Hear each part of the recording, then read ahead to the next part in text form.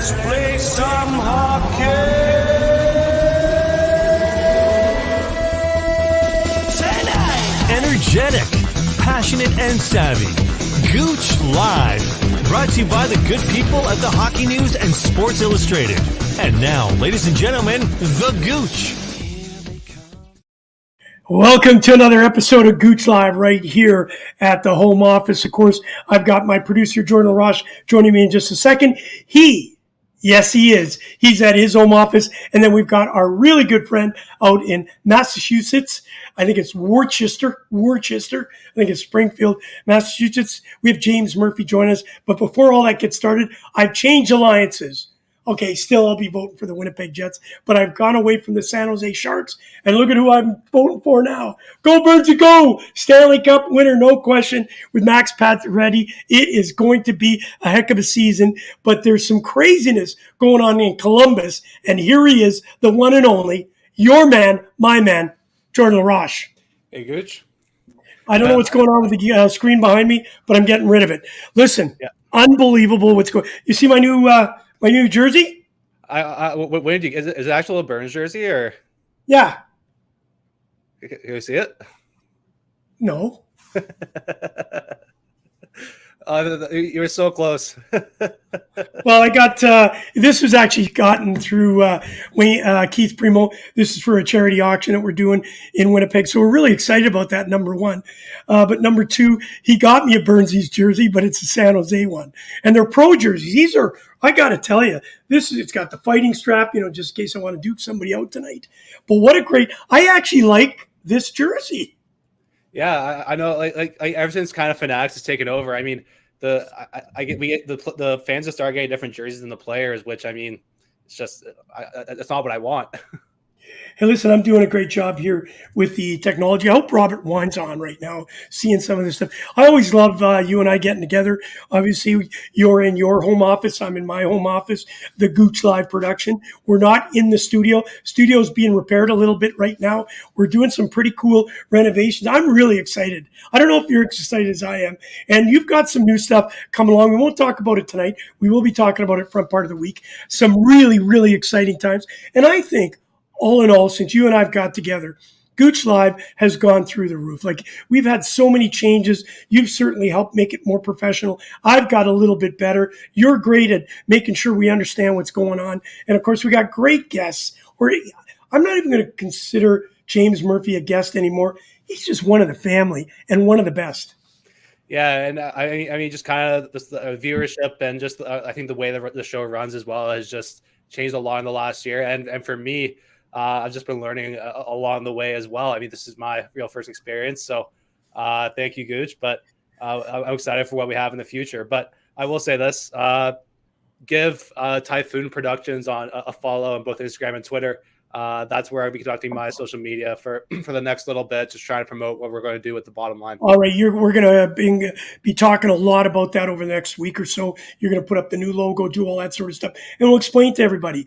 But right now, let's go into, I'm really excited for you, and I'm excited for me, because I'm learning all this technology stuff. And Robert Wine, at least I'm learning. So here's what we're going to do. Before James Murphy gets on, I do have to go to a breaking news. I'm almost sick of it. I was listening it from downtown all the way to here. It was a couple-hour drive, of course, on the 404. This issue with Hockey Canada has just gotten uglier, and it's going to get even uglier. And I'm just absolutely, listen, you are a Canadian. You have been around the world as an ambassador for Hockey Canada. You know that I have. I've been everywhere and anywhere, and I love my country. I love hockey in Canada. I'm having a tough time saying I love Hockey Canada right at this moment. Somebody said, hang on, it's only allegations. It's not proven. Let's not be too harsh on them. But I'm not a lawyer, but I can figure this out really quickly. When somebody pays somebody $2.5 million to hush, there's some smoke where there's fire where the smoke is. But now, 2003, I don't know if remember that World Junior team. It's got some pretty big names. We won't mention any of them tonight, but oh my God, this could get crazy. Your thoughts? Yeah, we were kind of hoping when the first story broke out that it was just a couple of bad apples, but I mean, at this point, it's really starting to look like it's a deep rooted thing into Hockey Canada. It's really sad to see, and the Hockey Canada logo, it stands for so much, and I think it's iconic across just the hockey world. I mean, not just Canada and the U.S., but internationally. That red and black maple leaf with the little hockey player in the middle means so much to so many people, and just to see it kind of where it's kind of gone to now is just really, really upsetting. It's a black mark. We'll have more about this. Obviously, Rick Westhead is breaking all these news about this sort of stuff. So we wait. Another little ugly spot. Oilers owner Daryl Katz has also been involved with some allegations. My goodness, do these people not realize who and what they represent? Not only as a player, not only as a coach, not only as an owner, what you represent more than your personal lives. But as soon as you become public domain, you need to make sure you follow the rules. And if you don't, they've got to be abolished. Yeah, and again, it's another really, really bad situation. And you hope that the Edmonton Oilers can kind of the players and the coaches and the coaching staff can kind of move past this into their season. But again, it just doesn't look great for the hockey world in general. Yeah, I've also seen a lot of backlash on social media, and it's gonna generalize a lot of hockey players, a lot of future hockey players too. So I hope it really doesn't stunt the growth of hockey internationally. But again, just really, really sad to see. Well, as you know, I'm a little bit older than you. Everybody talked about how hockey players are just the most open and able to talk with the press, and the press loves it. And of course, we've seen a little bit of a down change, a little bit of a black spot. And I take it personally because I'm part of that family. So I hope we change it. All right, on to some positive news. The Columbus Blue Jackets have a big announcement, and it is...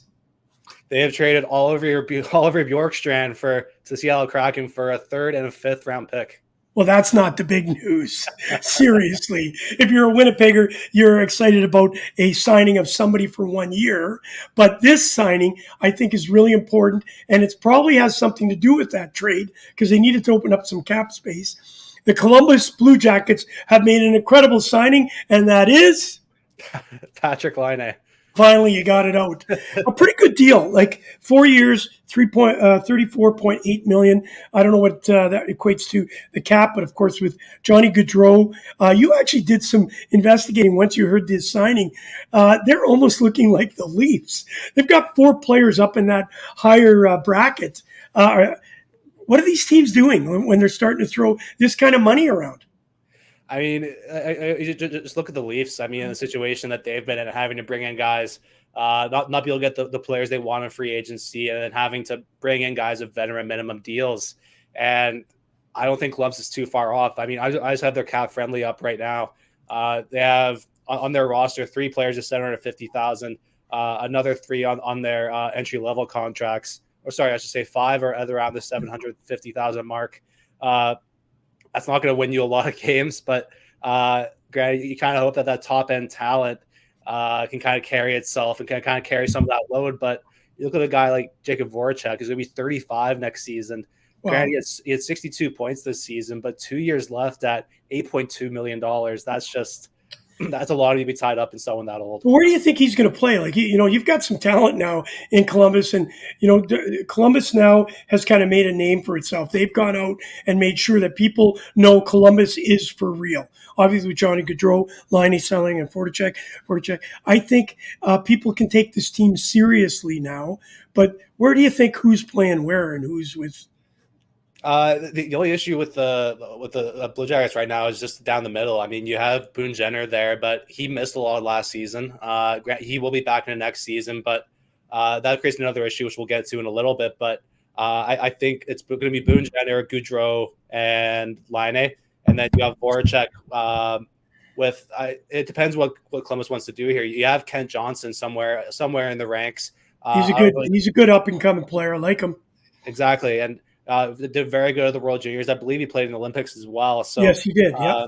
So maybe you stick him in between Jakub Voracek and Gustav Nyquist, who again is a pretty solid top six winger. So I think this Columbus top 6 has a lot of potential upside. It's just we really have to kind of see it first. Hey, before we, hey, here he is. James Murphy's going to join us in just a couple of seconds. No, he's joining us now. I just saw him taking a drink. Get him in here. James Murphy. What's going on, boys? How are you? Okay, we're fantastic. Jordan, how are you? Living the dream. Look at this. Tell me why I've gone to this. I'm changing alliances. No, the Winnipeg Jets will still be there, but The Ottawa. Oh, the Carolina Hurricanes, huh? why am I doing that? Brett Burns? You got it, baby. Love it. And I'm going to ask you, Gooch, what's my backdrop here? Do you recognize that? I do not. It's the Quebec Colisée. Oh my God! Well, That's where I met you, bro. I'm not old enough to remember that. Oh, you are, though. That's where I met you. 2008 right.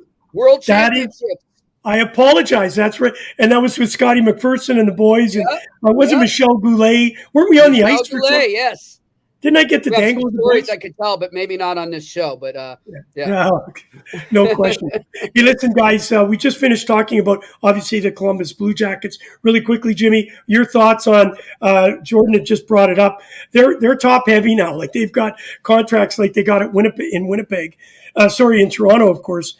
And, of course, signing Laine is a big deal with Gaudreau. And, of course, we talked about Voracek. Talk to me about that. Are you a little bit – Columbus put their name on the map, no question. Jordan has kind of said people are now going to start looking at this team a little bit closer. They're going to have to produce. Any thoughts on that?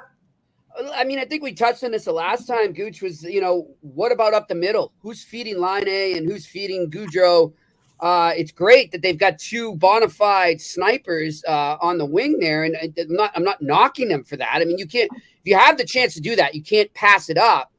But at the other, they're a little top heavy, like Jordan's saying, and you got to have a center there. And, we all know, guys, that cup winners are built up the middle. They're not built on the wing. Right. I mean, how many, for all that Alexander Ovechkin has done, how many Stanley Cups have the Capitals won during his tenure there? One. Yeah, no, that's it, man. And they won that because, Nicholas Backstrom got into his prime there, and then they had some good centers. They had a Lars Eller, and I forget who was the other center at the time. But, you build up the middle, man. And I think they've improved, but I still think they're battling in what I think is going to be tougher than people expect Metro Division. Hey, listen, one of the greatest commercials right now is Alex Ovechkin with Backstrom when he's eating the cereal. It's just, if you haven't seen it, you got to just Google it on YouTube. It's phenomenal. I think, Jordan, you were mentioning Boone Jenner up the middle. But he's had some injury problems. What are your thoughts on that, guys? Yeah, I mean, just a good two-way player. He's kind of a guy who's going to do it all, put it all for the team. He's not going to generate a ton of offense, but I could see him once this team really starts coming together. Maybe they go look elsewhere for a first-line center, but I can see Boone Jenner really fitting into that middle six pretty well. But I really, that's only really where I see him. Right, it's a great point. Yeah. So where's the number one guy there? Right. Yeah. And I'm wondering, I had said to you guys the last time, I wouldn't be surprised if they moved. Did we lose Gouche? No, he's just doing something behind him.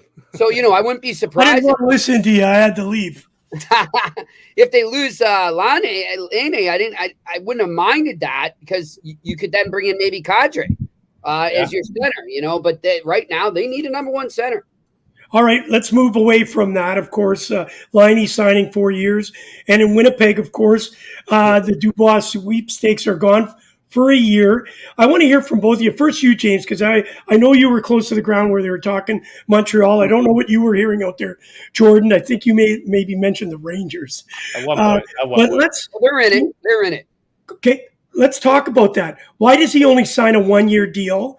Kind of confusing to me. Is it a bridge deal and they're worried maybe ready to sign him up to a big long-term deal? Or is it him saying, hang on, I'll give you another year and then I'll make my choice? Well, because he's giving them now, he's actually facilitating the trade, I think, Gooch, in this way, right? He makes it easier for whoever the interested parties are, whether it's the Rangers or the Canadians, who I think are the top two teams right now to get him. They know, okay, now we can take him at a $6 million cap hit. We know what it is. We can make the moves we need to do to accommodate that $6 million right now, which is a little easier than say $8 million. And now, if you get him now during this 1 year contract, if you're the acquiring team, you then have the ability to lock him up for 8 years as opposed to 7 because you own his rights, and you can sign him to that extension right now. So I think it it helped, the acquiring teams that are interested. And it also helped Kevin Cheveldayoff, I think, to say, hey, okay, so now you know what you got. Now I can kind of raise my demand a bit. So Right. I think it just greased the skids a bit more for a trade. Jordan, will Pierre-Luc Dubois be a Winnipeg Jets before the season starts? I'm gonna have to say no. Yeah, Okay. I'm with you, Jimmy. How does he go back to that locker room, guys? Yeah. Yeah. I mean, how does he go back in here? He's basically saying, I don't want to be here. You guys suck. I want out. And, it's the second time now that he's done this, too. So I'm wondering, too, how people are starting to view him. But, he's made it clear, no matter what, okay, you want to keep me for the rest of the year. I'm still gone after this year. I'm going to Montreal. That is my end goal, and I'm going to get there no matter what it takes. So if you're his teammate right now, I mean, no, you don't. If you're Kevin Cheveldayoff, you don't want that environment when training camp starts. You get this done ASAP. Hey, I'd hate to be his dad right now because doesn't he coach there in the minors? Oh yeah, that's right. Yeah. Let's change topics a little bit here. Then, of course, with the Winnipeg story, we're going to obviously follow that a little bit closer. They haven't done much. This is not I don't find this a positive move for the Winnipeg Jets. It sends a very bad message to everybody out there. But if I was anywhere, I would rather be in Winnipeg than in Calgary right at this moment, only for the simple fact they're getting ready to burn down the houses. Of course, everybody here, you're going to be Talking with Taylor tomorrow at noon. It'll be us. This is being taped, of course, and we'll be on Talking with Taylor. We're talking with Murph. So let's get right deep into it. If I'm Randy Osborne, very good friend of mine, I think you know him, Jimmy. I know, Jordan, you know him. He's probably on a ledge somewhere, and his wife's holding him back because he is a Flame. Are the Flames doused? Are they done? Obviously, with Tkachuk making, Dubois, you say, wow, that's a statement. Man, Gaudreau and Tkachuk have really made a black mark for this Calgary Flames. However, there's some good side. James. Well, look, guys, I don't know how much I know we had a recording earlier. Did we were able to save any of that? Or no, we're going right with you right now. Okay, so let's look at it this way, guys. As I said before, this isn't Calgary centric right now. This isn't specific to the Calgary Flames. This is a Canadian problem. And again, I'm going to preface this by saying I want to move to Canada ASAP. You're coming. We got room for you. The goddamn country's a mess right now, so get me up there as soon as possible. And I love your country. And I'm not knocking it. I'm just saying the realities of what's going on right now as a result of the last 3 years and what happened with COVID and how many of these guys, these American-born players that were up in Canada playing up there, were torn away from their families and their their native cities and towns for over 2 years at some point. They want to get back to that, and I think it made them realize how much they miss home. And people say, oh, well, then why didn't Gaudreau sign with Philly? Well, Philly never offered him, okay? And I can tell you right now that Jersey offered him a great deal, but he settled on Columbus, and I don't blame him. The other thing, and this will parlay into what I'm going to tell you the other problem is I think a lot of these players right now, and it's the newer generation, and I'm going to come right out and say it, they're a little softer than the old school boys like you and I know, Gouche. They don't like the attention as much. They don't like the scrutiny. And I don't blame them. You know what, Gouche? When you were playing, you didn't have Twitter. You didn't have Instagram. Well, no, we didn't have color TV. It was the goddamn next social media thing is that they're going to video you when you're sitting there doing a bunch of shots at the bar, and they're going to say, oh, look at Gouche. We should send this to his wife. We should get him in trouble with his wife. This is what it's like now, man. Yeah. And I don't blame him. So when you're in a Canadian market, you are a rock star. You are, public enemy number one. Everybody's looking for you, and they find you, and they're going to video everything you do. Yep. I think a lot of these American guys don't want this, and they want to get to smaller markets, whether it be Columbus, Nashville, Colorado, Dallas, Tampa, Florida. They want to get to those markets where, they're loved in the arena, and they get cheered, and then they can leave there, and they could go out to dinner. They can have a couple pops with their buddies, and they're not going to have to worry about being on Twitter 2 minutes later. So I think that has a lot to do with it right now. Excuse me. I don't think it's just Calgary. I think it's just being in a Canadian market where hockey players are rock stars. Jordan, I think James forgets that I was black and white TV. Jordan, James calls it as it is. At Murphy's Law 74. You wanna get it black and white. You get it with James Murphy. Jordan, your thoughts on that? I tend to agree. I think players are softer. Of course, you're of their age, so we're not saying you're softer. We're talking I'm not about saying you're softer. I'm a snowflake. I'm really bad. No. No, but seriously, that's a really good point. This has really changed the lives of for many. It's got some unbelievable, great things, like fantastic. But it does have that side where you can be anywhere and be filmed, you not even know what's happening, and boom, you got a political nightmare. Talk to me about that, Jordan. One of the things that I'd like to hear from you specifically is, are players being taught a little bit more to be careful with this? Do the teams kind of come in and say, hey, guys, listen, let's do a little bit of learning here. When you push the button, it's forever. So before you push it, make sure you need to know that it's going to hang around for a while. Love to hear that, Jordan. I hope Hockey Canada knows that. Yeah, well, There you go. Thanks, Jimmy. Hey, USA Hockey's got to have some closets. Sorry, I couldn't resist. Go ahead. No, but you're 100% right. But the issue is probably 95% of the time, unless you're Hunter Biden, it's someone else pressing the record button. So you do have to kind of factor that in. So eventually someone's going to get caught. I mean, NHL players, especially hockey players, aren't usually the sharpest tools in the shed. And after a few drinks, I mean, anyone could really do anything. So if they're out at a bar, they don't think anyone's watching them. They're in a private back room. A waiter, a bartender, someone in the restaurant is going to be watching and going to be ready for something. All right, Jim, I want to go to that for a second. Of course, sorry. No, I was going to say, go ahead. I was going to say, but you go first. I'm coming back to you with this. Yeah. You being in the media, we've heard from a lot of people, you're close to the ground. Hockey players generally are really genuine and grounded and down to earth, and they're easiest to go. But obviously you touched upon the Hockey Canada. We're now realizing, some of this has been hidden. We don't know all the ramifications that are going to come from this, but this isn't good for Hockey Canada. It's a black spot. So after what you heard from Jordan, are teams maybe, including Hockey Canada, I'm sure USA Hockey's going to actually get involved in this too. Are they going to have a media understanding for these kids as they come up? Guys, this is a real problem. You got to, make sure when you're acting properly everywhere you go, be the proper citizen that we all believe you are. Are you thinking there's going to be some repercussions to all of this? I would hope so. And I mean, this isn't just, the Hockey Canada thing to me is on a whole nother level right now. And,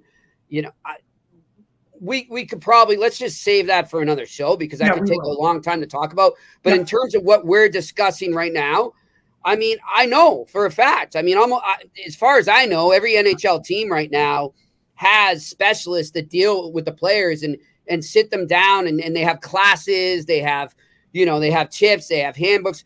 And every team, and Gouche, even back in our day and your day before me, they always had a team security advisor. You're true, right? Guy who's people are going to be like, whoa, really? What? No, it's commonplace.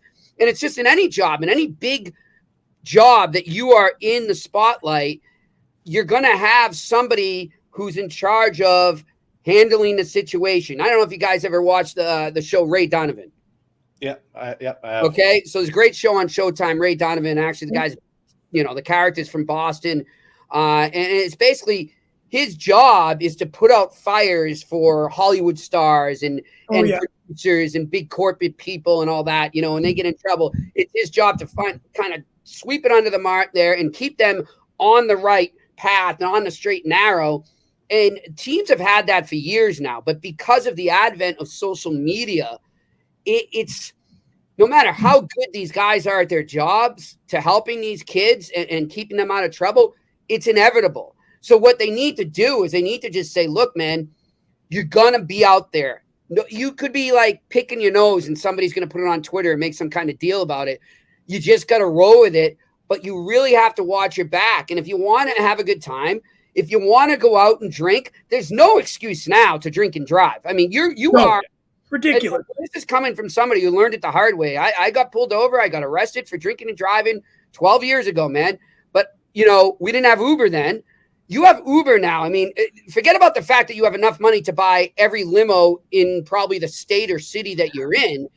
You now have Uber. There's no goddamn excuse for you to drink and drive right now. So just don't be an idiot. And you need to cement that into these kids' heads. Like, we're not saying don't have a good time. You're human. You're young. You got $1 million in your pocket. You're in Vegas. Go have a great time. But play it safe. Just don't be stupid about it. And you know, if you need somebody to guide you along, Jimmy Murphy's here. We can have a good time. Just throw you a little money and go. Hey, Jordan, make sure you have the disclaimer ready when he says God damn. And also on top of that, listen, James, you and I could be handlers for a lot of these players. We could, and man.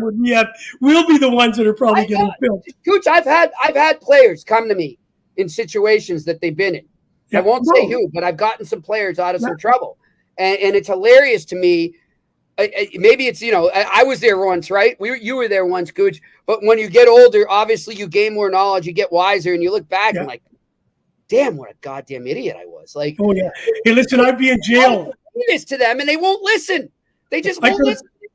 I could have been in jail if we had things called cell phones back then. You know, hey, listen, I want to change. Said to me one time, Johnny Busick told me that the big bad Bruins would have spent half their time in jail if there was Twitter then. Hey, listen. Hey, and that is a very true statement. I'm sure there's a lot of guys. Hey, listen, I want to change gears a little bit here. Great that we have you, James. I love your feel to the game. Jordan, you brought up a bunch of the free agents, and obviously, you know, we've seen a lot of moves. We've seen a lot of good ones. A couple of question ones. I'm still not sold on the Leafs goaltending situation. However, that'll play itself out. We'll see that in the future. But there's guys like, we've talked about this before. Nazem Kadri. Why is he not picked up yet? John Klingberg, another incredible asset to any of these top-tier teams, but yet they haven't been picked up yet. What's the reasoning for that? I mean, I think Nazem Kadri kind of wanted the John Tavares treatment from a few years ago, where, you know, everyone was kind of asking for him, and he was kind of traveling around talking to all these different teams. Where I just don't think he might have had a couple of false beliefs coming in his free agency, where, you know, he had one good year, but teams really want to see that body of work, which I don't think Kadri has for what he's asking yet. Apparently, he does have some offers out there from teams and places where he doesn't really want to go. I think he's going to choose a place that he'll love playing, kind of where he kind of pictures himself. But I think this could wrap up soon, but it's taking a lot longer than I think a lot of people expected. James, Nazem Kadri? Yeah, look, I think one of the things, and this is just based on chatter I've been hearing for the last week or so, is that he wants to go back to Colorado. I think he really would love for that to happen, but he knows they're up against it and they're going to have to make some moves. And I think he's holding steady right now to give them the time to accommodate what he is going to ask for and what he deserves. He earned it. Yes, he did. Yeah. He's never going to have this chance again. So, you know, if you're an Avalanche fan, don't go blaming a player right now, because you do the same thing if you were in his shoes. He's not going to get this chance again. It's his right. He earned this. Yeah, of course. And, you know, for people saying, oh, he's holding us hostage and all this. No, I'm dealing with the same thing in Boston with Krejci and Bergeron, where Bruins fans are starting to get angry at them. And I'm like, if there's anyone you should be angry at right now, is Don Sweeney, because with all due respect to Krejci and Bergeron, and you know, Gooch, how much I love Bergeron. He's my favorite person I've ever covered in the history of my career. Yeah. 21 years. He's class act, to the earth. But if I'm the Bruins, why am I hinging everything on two mid-30s guys right now coming back for 1 year and being held hostage by that? Look at all the guys they passed on right now. All the good guys are available. A Dylan or a Ryan Strome that they could have put up the middle there. They need to get younger. They don't need to keep getting older. So, you know, I don't blame the players at all, but I think literally that's what's going on. I think Kadri's trying to let the Avs figure it out. But sooner or later, he's got to say, all right, guys, I got to take on the other offers that are on the table here right now. And one team I'd keep an eye on right now, from what I heard in the last 24 hours, is the Seattle Kraken. Wow. Jesus. Well, they picked up Bjorkstrand today as well. Mm-hmm. And they still got plenty of money. Hey, listen, wow, that would be fantastic. All right, listen, let's go on to, before we get into a couple more free agency, and then again, there's a coach signing that I know Jordan wanted to talk about. Let's go to Klingberg. Why is he not signed? Like, everybody's looking for that type of defenseman, yet it just doesn't seem we've heard enough about anything around him. James, you first? You know what? I'm baffled by this one just as much as you guys. I don't have an answer for this. I mean, I know the Detroit Red Wings love him. I know that there's some other teams. I mean, I think the Dallas Stars would love to bring him back. I think the LA Kings have kind of poked around on him. And I actually think that, the Carolina Hurricanes, before they got Brett Burns, were looking at him. Yeah. But now Brett Burns obviously changes that. Look, it's just a baffling one right now, but I think he's in a little different spot than Kadri. I don't think he's got to that point where he can kind of dictate the market as much. No. And if he waits too long, he might have to, lose some money. I think that the longer he waits, the more he loses. But guys, defensemen like this are tough to find. You can't just, you can't flick a light switch. I'm just throwing this out there. If I'm a Toronto Maple Leaf fan, I'd be scratching my head. Why don't they go after him, move somebody out, find a way of moving somebody? I get that, but still there are ways. Sorry? There's no space. Where's the space for him? I know, but you try. When you have a player like that come up, you find space. You work on trying to figure a way. Because we've heard nothing from the camp talking about that. Another thing that I wanted to ask about, the Phil Kessel's still out there. Stastny, Rodriguez is still there. Let's talk about some of them. Not enough hot dogs in Winnipeg to take Kessel. Speaking of those hot dogs at the Coliseum, to die for. We were good. A lot more than just the hot dogs good at the Coliseum. Look, I think Kessel could help a contender. He's not going to come. 100%. He's not going to be expensive. I think kind of, you look at some of the teams right now. Why not the Penguins again? Bring him in. Yeah. I mean, obviously the Penguins are going for it again. They're still stuck in 2016 and 17. I think they should have said goodbye to both Malkin and Letang, but so be it. That's what they want to do. Okay, then go for it. Add a little frosting onto the cake here and bring in a guy like Kessel. What about the Minnesota Wild? He's got ties to Billy Guerin there. Billy Guerin knows him well. There's a lot of teams out there that could use him right now, but I look at it right. Evan Rodriguez, I think, would be a really good under the radar pickup. But I think a lot of these guys are suddenly getting stuck in that purgatory where they might have to wait till training camp. And I feel a lot of these guys are just very, very close in terms of skill. And look at Rodriguez, look at Danton Heinen as well. Phil Kessel, who secretly had a 60-point season down in Arizona. A lot of these guys can contribute, and a lot of them were on $1 million deals, $2 million deals, with the exception of Kessel. So I think you can probably get these guys for a little more than that, probably 2 or 3, which is pretty good value for a guy like Evan Rodriguez, who had, I think, like 50 points last season. Yeah. Hey, listen, you're watching Talking with Taylor. That is not Taylor. That's Talking with Murph this Saturday, bright morning. Obviously, we're taping it on Friday. I want to get into the final parts of this. I was a San Jose Shark fan. I got to tell you, it was mostly because of Big Joe and, of course, my good friend. And I can say he's my good friend because he actually calls me the Gouche, Brent Burns. I'm confused on what they're doing. So I've changed alliances, and now they've signed somebody that, Jordan, you opened my eyes to a little bit controversial. Like his tenure with the Rangers, as you know, wasn't exactly what. So first, before you go off on your little tangent, Jordan, James, what is your thoughts? Because I know you really like to dispute when coaches changes have happened, obviously with the Cassidy story.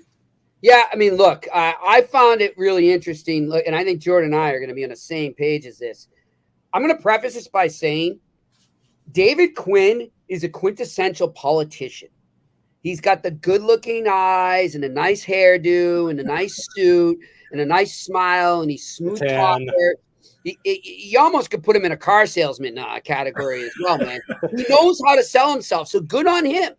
He's not a good coach. What did he do at BU to warrant all this love and attraction, and everybody's got to have him on that coaching list, and he's the in vogue coach that everybody's got to hire and everybody's got to have? He sucked with the Rangers. He sucked with BU. And now he goes, look, I know. I mean, it's pretty obvious. I mean, Mike Greer's a BU guy, and the BU guys stick together, and that's why he got hired in San Jose. But it ain't on skill. It ain't on coaching, man. I think this is a brutal hire right now. And look, I love Mike Greer. I went to high school with him. I graduated him. I consider him a friend. I don't like this hire for him. I wouldn't have liked it if it was for the Bruins. And here's the thing, too. When the Bruins fired Bruce Cassidy, the main reason they fired him was because he couldn't relate to the young guys. He was a little too hard on the young guys. Well, everything I've heard from any young guy in the Rangers is that Quinn rode him like hell, and he was a jerk as well to them. So, like, all of a sudden, you're going to bring him into a rebuild where you're just constantly dealing with young guys right now, and you're trying to shape them for the future. I don't like this hire at all. I don't think Quinn should be a head coach. He's an assistant coach at best in college hockey, not the NHL. I got to say before you comment, Jordan, I think you've done a great job in being Jordan, because I think we're going to hear a lot of similarities. And one of the things that you talked about, and I think, Jordan, you were closer to the ground in New York because they're your favorite team, just with Lafreniere and the way he handled that talent. You're not even giving him power play. This is a tough act to follow for you, Jordan. James hit it, I think, right on the head with a hammer. Jordan's having sound technical issues. Hope Robert Wine's not watching. We got him now. We got him. Isn't great. We got him. Yeah, I have some choice words for David Quinn, but look at the way Lafreniere and Kakko really came into the league. Yeah. I mean, these were two of the most highly anticipated prospects that we had in a while, and go stick them on the third line. Granted, it was a kid line for a little bit, but I mean, when you still had Kakko on there with Kevin Rooney, and I can't remember who the other guy was. Escaped my head right now. I mean, there's no development. There was no growth in either of them at any time during Quinn's career. And James, you said it. Every young player that's come through the Rangers organization, I don't want to say every, but a lot of them has said Quinn rode them. He was hard on them. He couldn't relate to them.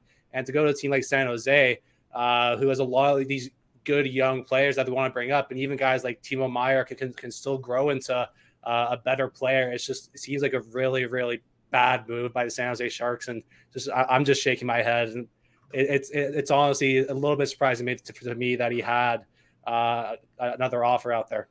Yeah, I mean, what's the attraction, right, Jordan? I don't get this.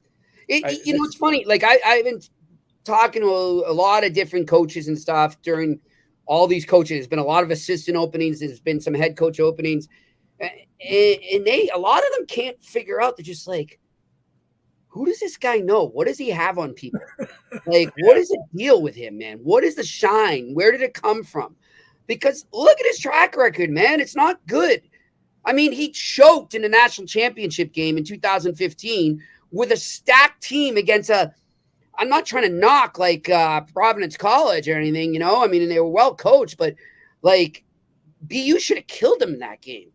I mean, they had Jack Eichel on that team, man. I mean, like what the heck is the shine on David Quinn? I don't get it. And Providence's first line center was Mark Jankowski there. So I mean, yeah, there you go.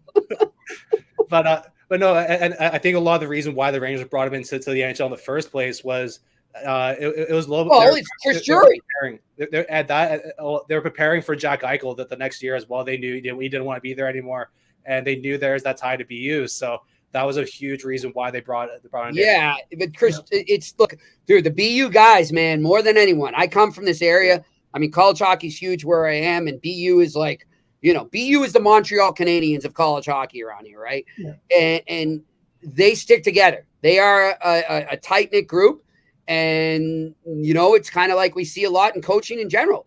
They're kind of this sort of subplot good old boys network where no matter what, they're going to keep recycling each other. If they have a chance, if one of them's the GM, we're going to hire a BU guy. So that's the way it goes. And I just don't think it's the right move for the San Jose Sharks right now. All right. You're watching Gouche Live right here. Of course, James Murphy in Boston, Massachusetts. And of course, Jordan, we had a chance to talk to you about the clam chowder on another show. We'll talk about where the best place is to get Boston clam chowder. Hey, listen, just before I let you go, one of the things that we didn't really expand on, and I'd love to hear your take on it, James, before you go, and I know, Jordan, you've been following this. We talked about the Gaudreau story. We talked about Calgary Flames. We talked about Tkachuk, but we never talked about where we think Tkachuk best fits. Not who's after him, but where does Tkachuk best fit? Could he be in Winnipeg? His father played there. Could he go to St. Louis? Father played there. First, you, James, where do you think he's ending up? Look, I'm going to tell you right now, I think my top three would be obviously the St. Louis Blues, just because of that's where he grew up. His father works for them. And then the New Jersey Devils, Keith Tkachuk, his father is cousins with Tommy Fitzgerald, the GM of the New Jersey Devils. I've told you this on the show we'll never hear, but I'm telling you right now that they had a deal in place for Matthew Tkachuk on the draft floor in Montreal that involved the second overall pick that would have sent Matthew Tkachuk to the New Jersey Devils. It fell through. It's been reignited right now. And then I'm going to give you a wild card team right now in all of this, and you're going to think I'm nuts, but it's going to be the Minnesota Wild. I like that. I think you'll fit in. Careful of Billy Guerin right now, man. Billy Guerin is just he's circling like a little hawk right now, and he's going to scoop something up. You are. I love that, Jordan. Who's going to scoop up? No, but there's a lot of trade rumors surrounding Kevin Fiala as well, so I do think Minnesota is a pretty good option. I like what Jimmy said about New Jersey, about Keith Tkachuk, but that team has shown that they want to be a contender. They want to be a good team. They were in on Jack Campbell at one point. They brought in Dougie Hamilton last year. And I think Jack Hughes is going to take a huge step again coming into this. Him and Hughes? Oof. That'd be incredible. And then I want to say St. Louis, but I want to be original as well. I think he'd be a great fit in Ottawa. Play with his brother. Yeah. Wow. Yeah, good point. Here's the thing, Jordan. The whole reason he wants out of Calgary, and this is what we started the show with, is he wants out of Canada. Yeah. So, I mean, brother or not, is he going to sign long-term there just because his brother's there? No. You know, and he's a single guy now. Brother's off the list. Got engaged last night. I don't know if you guys saw it. Yeah. By the way, is it like every NHL player has to get engaged to a blonde right now, right? You saw Tyler Seguin. Oh, hey. Hey, listen, guys, I've had a lot of fun with this one, of course. I look forward to getting you back on front part of next week, James, as this moves forward. Jordan, always doing a great job. But before I let you go there, James, God, I hope you're not watching the scoreboard. What's the scoreboard? The Toronto Blue Jays. Oh, are they calling the Red Sox? Let me check. I'm not. I don't usually get. Trust me, you're not going to like what you see. Oh, jeez. Wow. In Fenway, too. Wow. And nothing. Go, Jays, go. Go, Jays, go. See you, kids. Later, guys. Hey, Jamie. Hey, Jordan, he's always – I love having him on. He's got such personality, such pea and vinegar. And for sure, we got to have the disclaimer sign. Yeah, at some points, but I think he does a pretty good job of keeping it modest. Yeah, of course. All right, buddy, I look forward to it. We'll be back at it Monday. Can't wait to get back into the saddle and start talking about hopefully where Tkachuk is moving. I think it's going to go quicker than we all thought. I think it's a bad taste in everybody's mouth. It needs to be done. It's not like Gaudreau where he can sit around and have options. Tkachuk has made it. He's put the line in the sand, and I think the faster Calgary gets him out of there, the faster they can kind of put away all this negativity and start. They're still a very good hockey team. They still have a lot of good parts. Yeah, you look at that decor. You still have Jacob Markstrom there, and look at the trade deadline moves they made last year with Tyler Toffoli. He's still there. So there is a base there. You just need some top end talent to kind of fill out the rest. All right, Gouche Live right here. Thank you, Jordan, that producer.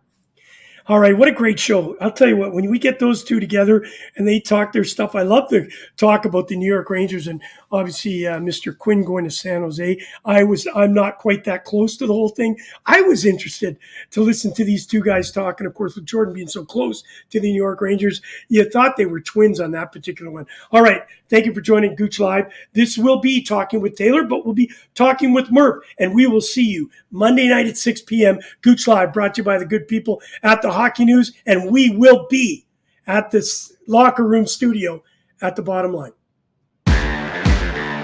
You've been listening to Gouche Live with your host, Kerry Goulet, better known as The Gouche, brought to you by the Hockey News and Sports Illustrated.